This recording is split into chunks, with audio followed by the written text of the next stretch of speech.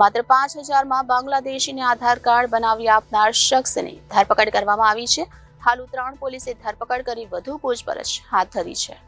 પાલઘરમાં CSC centre ચલાવતા ભૂપેન્દ્ર તિવારીની ધરપકડ બાદ પૂછપરછનો ધમધમાટ શરૂ કર્યો છે. સુરત પીસીબી અને એસઓજીની ટીમે 9 બાંગ્લાદેશીઓની ધરપકડ કરી હતી.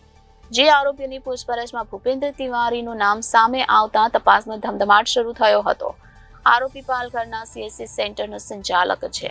પીસીબી અને એસઓજીએ સમગ્ર રેકેટનો પર્દાફાશ કર્યો અને અલગ અલગ પોલીસ સ્ટેશનમાં ગુના દાખલ કરાવ્યા હતા.